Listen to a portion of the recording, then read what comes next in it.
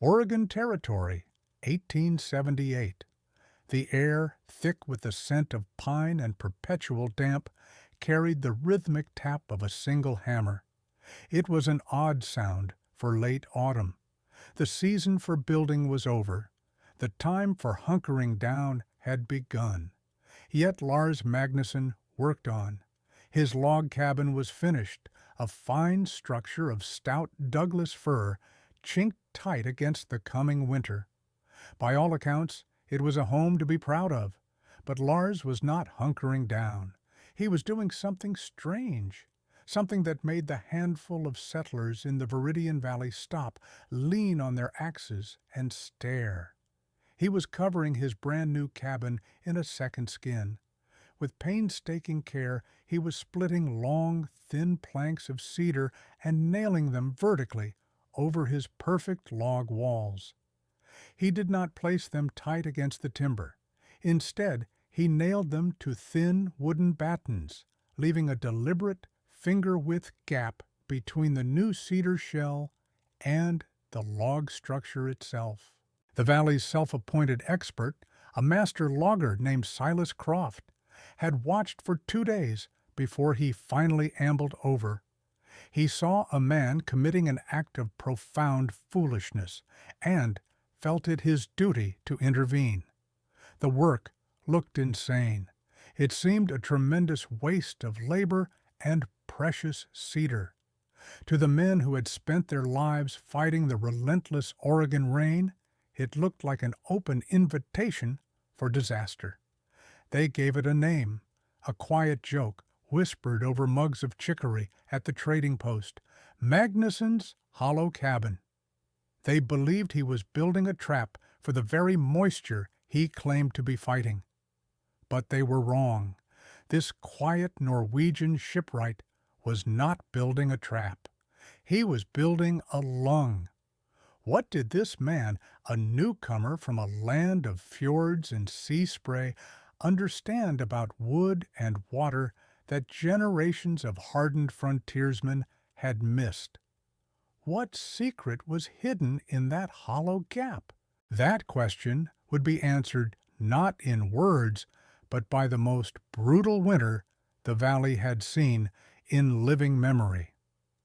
If you want to see how ancient wisdom can overturn modern assumptions, hit that subscribe button and drop a comment telling us where you're watching from, because this story is a testament to seeing a problem differently. To understand Lars Magnusson's supposed folly, you must first understand the enemy. In the Viridian Valley, the enemy was not the cold, not the bears, and not the isolation. The enemy was the water. It was a gentle, persistent adversary. For 9 months of the year, the sky was a shade of bruised gray, and the air was a mist you could wear. Rain didn't fall so much as it seeped into the world. It saturated the ground, clung to the needles of the colossal firs, and coated every surface with a slick, green film of moss. For the settlers, this constant dampness was a thief. It stole the warmth from their homes, the health from their children, and the very integrity of the structures they built with their own hands. The primary victim was the log cabin. A log cabin, the symbol of frontier resilience, was a paradox in this climate. Its thick walls should have been a fortress against the elements, but here they became a sponge. The conventional wisdom, brought from the drier, colder climates of the East, was to build tight. You felled the straightest trees, notched them with precision, and packed the gaps with a mixture of mud, moss, and grass. Then you coated the entire structure with pine pitch, hoping to create an impenetrable barrier. It was a logical approach. It was also a catastrophic failure. The rain always found a way in. It would drive into the tiniest crack in the chinking, find a hairline fracture in the pitch, and soak into the end grain of the logs. Once inside the wood, the water was trapped. The pitch that was meant to keep water out now kept it in. The rot began slowly, a dark stain on the north-facing wall, the side that never saw the sun. It started as a faint, musty smell in the cabin, a scent of damp earth and decay. Then the logs would begin to feel soft to the touch, spongy under a prodding thumb. Within a few years, a man could push a fist through a log that had taken 2 men to lift into place. This structural decay was only part of the problem. The waterlogged timber was a terrible insulator. It acted as a thermal bridge, conducting the chill of the outside air directly into the living space. Families would burn through enormous stacks of firewood, feeding their cast-iron stoves day and night, only to find the walls weeping with condensation. A rime of frost would form on the blankets of sleeping children. Ink froze in its wells. The settlers fought back with more pitch, more chinking, and bigger fires. They were engaged in a constant losing battle against an enemy they had fundamentally misunderstood. They saw the rain as an external attacker to be blocked. They failed to see it as an infiltrator that needed to be evicted. Lars Magnusson saw it differently. He was not a landsman. He was a creature of the sea, born and raised in the shipyards of Bergen, Norway. In his world, wood and water were constant companions, and the fight was not to keep them separate, but to manage their interaction. A ship's hull was always wet. The secret to its longevity was not in trying to make it perfectly waterproof, an impossible task, but in ensuring that any water that got in could also get out. It was about ventilation. It was about allowing the wood to breathe. When Lars arrived in the Viridian Valley with his wife, Alara, and their 2 young children, he did not see forests. He saw masts. He did not see logs. He saw planking. He watched his neighbors fight the rain, and he saw men trying to build a bottle when they needed to build a sieve. He spent his first year observing. He noted how the rain was driven by the prevailing southwest wind. He watched how the sun, when it appeared, would dry the south-facing walls, while the north side remained perpetually slick with moisture. He felt the damp chill radiating from the solid log walls of his neighbors' homes. He knew he could not build a ship, but he could apply its principles. He would build his cabin strong and tight, just as the others had, but that was only the first step. The log structure was not the barrier. It was the bones. The real protection, the true skin of the house, was yet to come. The construction of the hollow cabin began in earnest in late September. First, Lars built his home in the conventional way.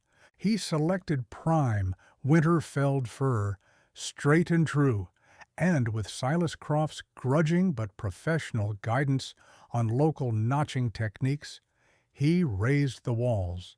He chinked them with a mixture of clay and horsehair, pressing it deep and smoothing it flush. To anyone watching, it was a model of standard construction. Silas himself, the most respected builder in the valley, had clapped Lars on the shoulder and declared it a fine, tight box. He meant it as the highest compliment. Then Lars began the work that would make him a local curiosity. He milled thin strips of wood, about an inch square, which he called battens. He painstakingly nailed these strips vertically onto the outside of his finished log walls, spacing them every 16 inches. This created a grid of wooden ribs across the entire surface of his home. Silas Croft returned a week later, leading a mule laden with window glass he'd brought from the settlement downriver. He stopped dead in the clearing, his jaw tightening. "Magnusson," he said, his voice flat. "What is this?" Lars, perched on a ladder, turned. "I am preparing the cladding." Silas walked to the wall and ran a calloused hand over the battens. "You're creating a space. On purpose." It wasn't a question. It was an accusation. "Yes," Lars said simply. "For air." Silas shook his head, a slow, disappointed motion. He had built more than 30 structures in this territory. He had learned the hard lessons of this climate through split logs and rotted sills. His expertise was earned. "Lars, listen to me," he said, his tone shifting from accusatory to paternal. "That gap is a trap. The wind will drive rain up under whatever you put over this, and it will sit there against your logs. With no sun and no direct wind to dry it, that moisture will fester. You're building a home for mold and rot." His logic was sound. It was based on decades of experience. To trap air was to trap moisture. Every settler understood this. "The air will move," Lars replied, his English careful and deliberate. "It will not be trapped." "Move where?" Silas scoffed, gesturing at the solid wood. "You're boxing it in. You're putting a jacket on a man who's already sweating. He'll never get dry." Lars didn't argue. He simply nodded and said, "I must keep my family warm and dry." The conversation, reported with some dramatic flair by Silas at the trading post, cemented Lars's reputation as an eccentric. "The Norwegian thinks he can teach the rain," men chuckled. The name Magnusson's hollow cabin became common parlance. Undeterred, Lars continued. He sourced the best cedar he could find, a wood known for its natural resistance to rot. He and Alara spent weeks splitting the bolts into thin, uniform planks or shakes. Then, starting from the bottom, he began nailing them to the battens. He overlapped each course like shingles on a roof, ensuring that any water running down the face would be shed away from the joint below. But the true genius was in the details you couldn't easily see. At the very bottom, just above the stone foundation, he left a narrow, continuous gap, screened with a fine metal mesh to keep out insects and rodents. At the very top, where the cladding met the eaves of the roof, he left a similar gap. He had not built a sealed box. He had built a chimney. The system was based on a simple principle of physics: convection. The air in the cavity between the cedar cladding and the log wall was a distinct atmospheric zone. When the sun, even the weak, watery sun of an Oregon winter, warmed the surface of the cedar planks, the air inside the gap would heat up. As it warmed, it would rise. This created a gentle, continuous, upward flow. The rising air would pull in cooler, drier air from the gap at the bottom and exhaust the warm, potentially moist air out through the gap at the top. He had created a constantly moving curtain of air. This current performed two critical functions. First, it was a rain screen. The outer cedar skin would take the brunt of the wind-driven rain. The vast majority of the water would simply run down its surface and drip harmlessly to the ground. Any small amount of moisture that managed to get past the cedar shakes would not touch the log wall.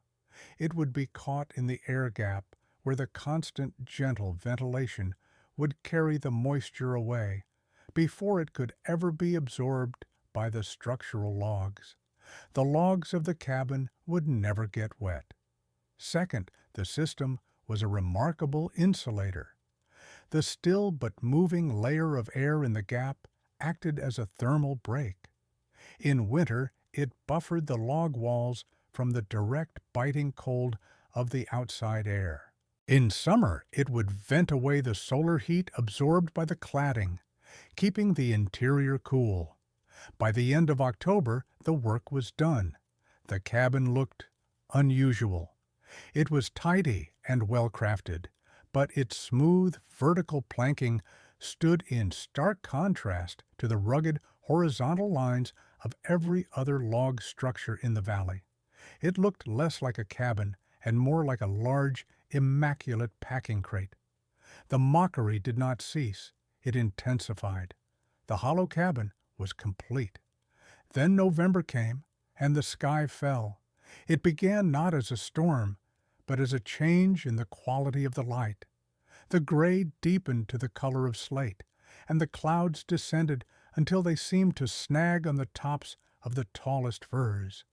A warm, wet wind began to blow from the southwest, a wind the old-timers knew and feared.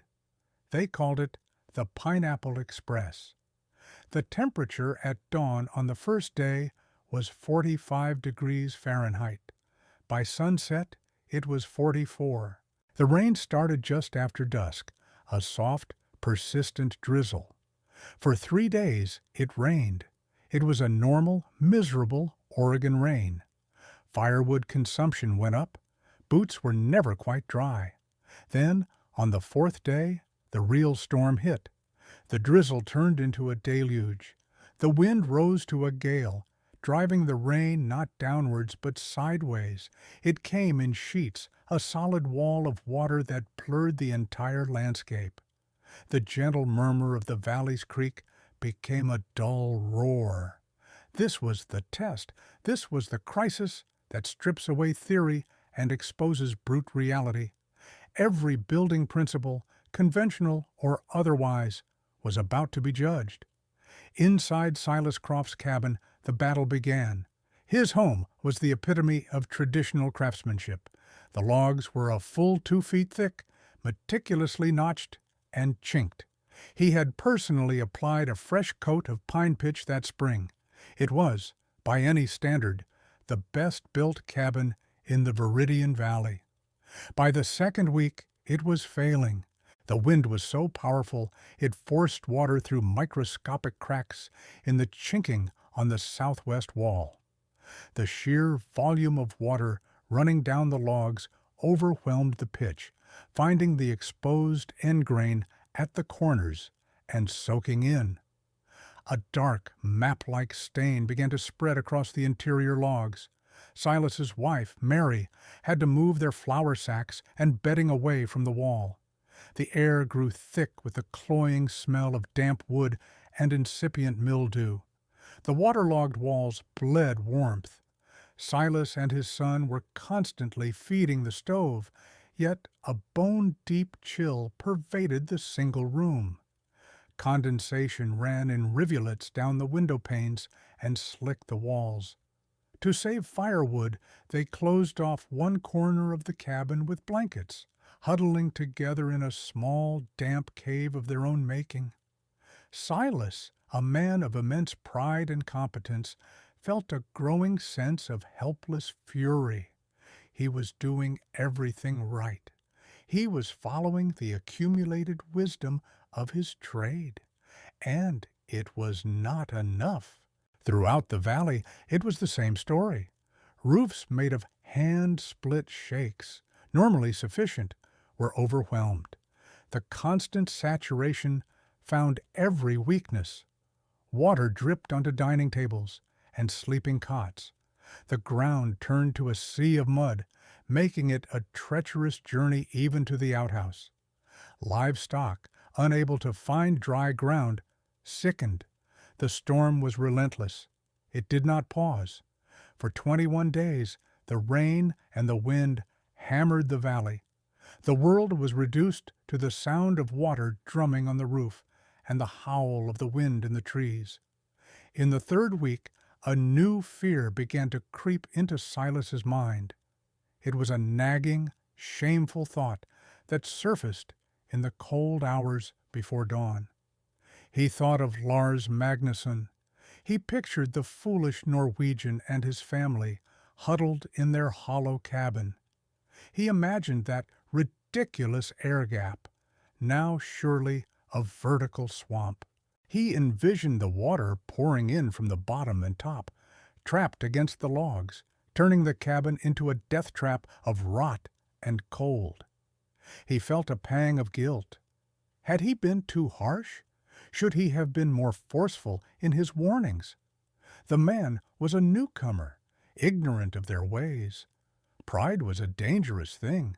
Silas feared that Magnuson's pride might have doomed his family. He imagined their suffering, far worse than his own, and felt a grim responsibility. He had to check on them. He had to be sure. The moment the wind abated, just for an hour, he would go.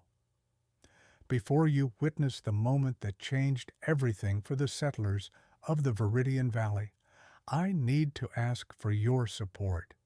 These stories of forgotten genius take a huge amount of research to bring to you. By hitting that like button right now, you tell the algorithm that this kind of content matters. It's a small click for you, but it makes a huge difference for us. Thank you. Now let's see what Silas found. A lull came on the morning of the 22nd day. The wind dropped from a gale to a stiff breeze, and the rain softened to a steady, soaking drizzle. It was the best chance he would get. Silas pulled on his oilskin coat, settled his hat firmly on his head, and stepped out into a drowned world. The journey to Magnuson's homestead, normally a 20-minute walk, took him over an hour. The path was gone, replaced by a slick, ankle-deep river of mud that sucked at his boots with every step. The air was cold and heavy. As he neared the clearing, a knot of dread tightened in his stomach. He expected to see a scene of devastation, perhaps a partial collapse, or at the very least, a home that looked defeated, stained, and miserable. What he saw stopped him in his tracks. The hollow cabin stood pristine. The cedar cladding was dark with moisture, but it was shedding the water cleanly. There were no dark streaks indicating leaks, no sense of saturation. A thin plume of smoke rose from the stone chimney, not the thick, desperate cloud of a stove being pushed to its limit, but a calm, steady wisp. It was the smoke of a fire, meant for comfort, not survival. He approached the door, his boots making squelching sounds in the mud. He rehearsed what he would say. An offer of help, a spare room in his own damp cabin. He steeled himself for the sight of sick children and a family on the brink of despair. He raised his fist and knocked. The door swung open, and Lars Magnuson stood there. He was in his shirt sleeves. Before Silas could speak, he was hit by a physical force. It was not a push, but a wave of warm, dry air that smelled faintly of baking bread and clean, seasoned wood. It was an aroma he had not experienced in 3 weeks. It was the smell of a proper home. He stared past Lars, his mind struggling to process the scene inside. Alara Magnuson was at a large wooden table, kneading dough, her forearms dusted with flour. The 2 children, a boy of 6 and a girl of 4, were sitting on the floor, playing with carved wooden animals. They were barefoot, on a wooden floor, in the middle of the worst storm in a decade. "Silas," Lars said, his expression calm, welcoming. "Come in from the wet." Silas stepped across the threshold as if entering another world. He took off his dripping hat, his eyes darting around the room, searching for the trick. There had to be a trick. He looked for the telltale signs of a cabin under siege. There were none. No buckets catching drips, no clothes hanging grimly from the rafters, refusing to dry. No huddle of furniture in the center of the room, away from weeping walls. Most shockingly, there was no frost on the inside of the single-pane window. The glass was clear, showing the gray, miserable world outside. His builder's eye took over. He was no longer a neighbor. He was an investigator. He walked over to the north wall, the wall that had been the ruin of his own home. He expected it to be cold, clammy, dark with moisture. He pressed his palm flat against the logs. They were warm, not just neutral, but actively, discernibly warm, and they were utterly, completely dry. He ran his hand over the surface, feeling the texture of the hewn wood. It felt like a log in mid-August. He could have struck a match on it. He turned to Lars, his face a mask of disbelief. "How?" Lars simply pointed to the wall. "The logs are dry. Dry wood holds the heat." Silas moved around the room, touching every wall. It was the same everywhere. The entire structure was a bastion of warmth and dryness, an island of impossible comfort in an ocean of misery. He looked at the wood box next to the stove. It was full. This was the final piece of the puzzle, the data point that would shatter his worldview. He knew to the log how much wood it took to fight this kind of wet and cold. He was burning through his winter supply at a terrifying rate. "You're fire," Silas said, his voice raspy. "You must be burning day and night." "No," Alara spoke up from the table, her voice gentle. "We bank it with embers at night. The chill does not come in." Silas looked from the placid family to the modest fire in the stove to the full wood box.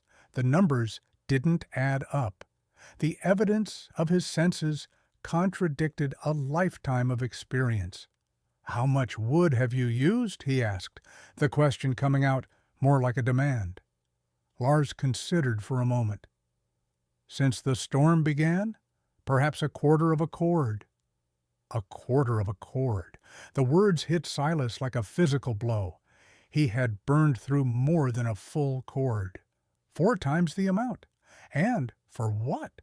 For a damp, cold home and a constant fear of running out before winter was over. The numbers were undeniable. They were devastating. He sank onto a nearby stool, the full implication of what he was seeing washing over him. Lars had not built a trap. He had built a shield. The hollow space was not a swamp. It was a buffer. The moving air was not a conduit for moisture, but an engine for its removal. Every single one of his confident predictions had been wrong. Every piece of conventional wisdom he had espoused had been false. He, the valley's expert, had been fighting the symptoms.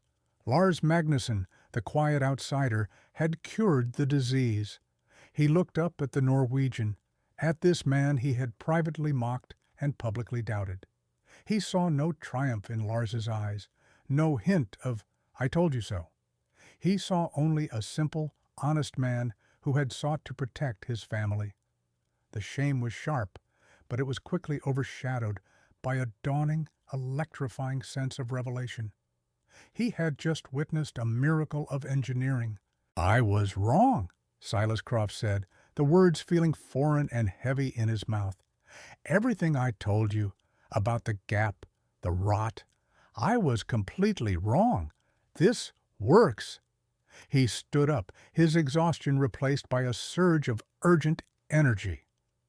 "Lars," he said, his voice filled with an awe that bordered on reverence, "you have to show me. Show me everything." When the great storm finally broke, it left behind a valley transformed. The sun emerged to a landscape of ruin. Creeks had overrun their banks, fences were down, and several smaller outbuildings had collapsed. But the true damage was inside the homes. A thick, black mold was already blooming on the north walls of half the cabins in the settlement. The smell of mildew was everywhere. The logs were so saturated it would take a full, dry summer for them to even begin to recover, and the rot had been given a powerful new foothold. The winter ahead looked bleak. Word of Silas Croft's visit to the hollow cabin spread like wildfire.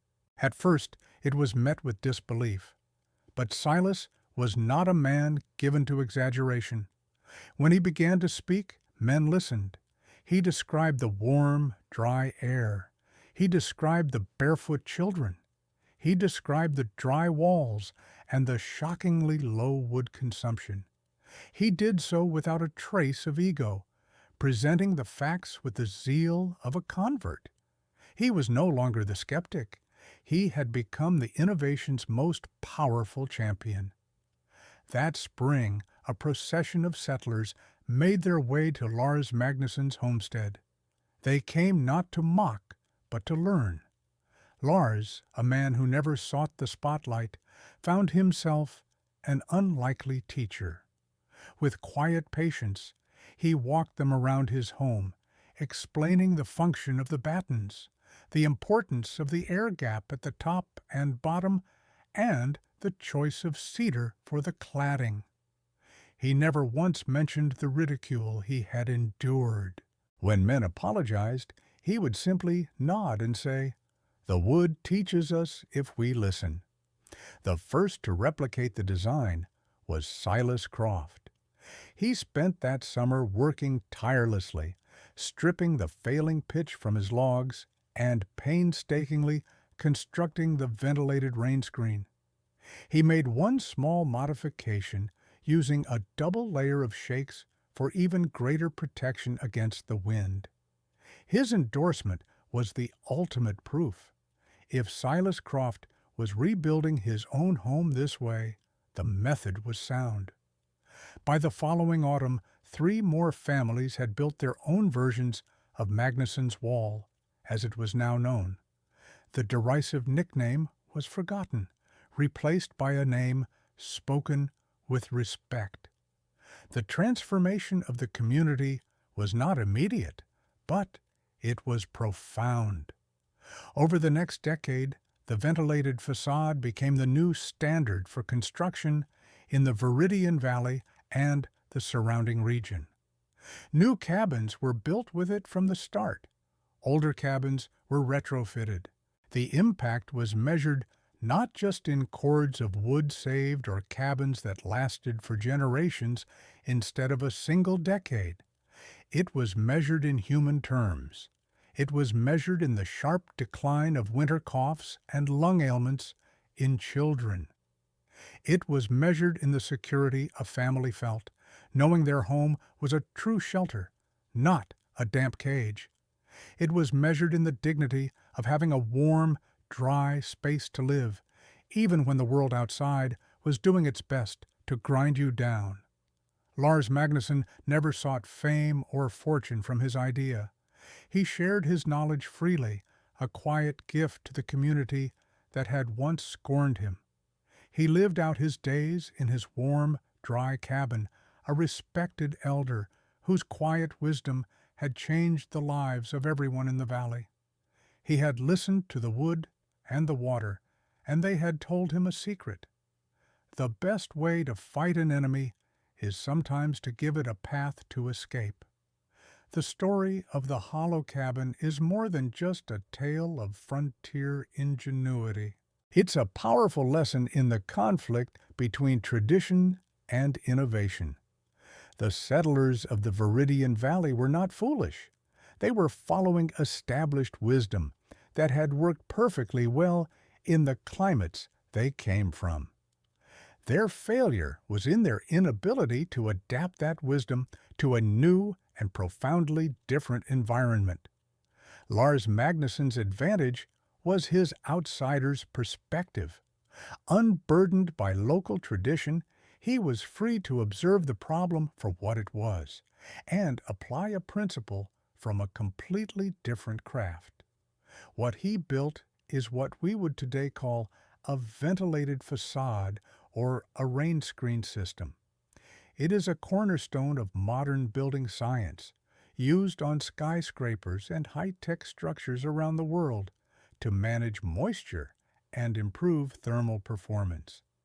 It serves as a reminder that sometimes the most elegant solutions come not from adding more, but from creating a space for things to breathe. The most robust defense is not always an impenetrable wall, but a clever, well-ventilated shield. If this story gave you a new appreciation for the hidden wisdom in old ways, hit that like button so more people can discover it.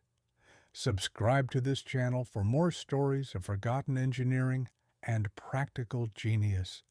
And let me know in the comments, what's the most clever, low-tech solution to a problem you've ever encountered? The story you have just heard is a fictionalized account created for educational and entertainment purposes. While the engineering and scientific principles of ventilated rain screens and the historical challenges of moisture intrusion in log structures are very real, the characters, specific events, and location are products of imagination. This narrative is intended to illustrate a technical concept within a historical context and does not constitute professional building or engineering advice.